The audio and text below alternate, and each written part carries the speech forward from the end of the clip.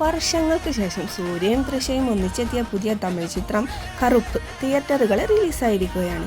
തിയേറ്ററുകളെ പൂരപ്പറമ്പാക്കുന്ന ഒരു പക്ക mass fantasy എൻ്റർടൈനറാണ് ഈ ചിത്രം. RJ ബാലാജി സംവിധാനം ചെയ്ത ഈ സിനിമയിൽ കറുപ്പസ്വാമി എന്ന ഗ്രാമീണ ദൈവത്തിൻ്റെ പശ്ചാത്തലത്തിലാണ് കഥ പറയുന്നത്.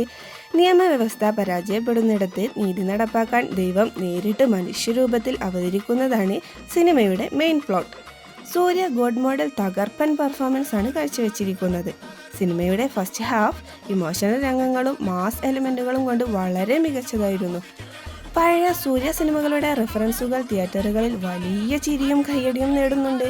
എന്നാൽ സെക്കൻഡ് ഹാഫിലേക്ക് എത്തുമ്പോൾ കഥയിൽ കുറച്ച് ലോജിക്കില്ലായ്മയും അനുഭവപ്പെടുന്നുണ്ട്. എങ്കിലും വലിയ പ്രതീക്ഷകളില്ലാതെ സൂര്യയുടെ സ്ക്രീൻ പ്രസൻസും മാസ് ഡയലോഗുകളും ആസ്വദിക്കാൻ ആഗ്രഹിക്കുന്നവർക്ക് തിയേറ്ററിൽ പോയി ധൈര്യമായി കാണാൻ പറ്റിയ ഒരു വൺ ടൈം വാച്ചബിൾ എൻ്റർടൈനറാണ് കറുപ്പ്.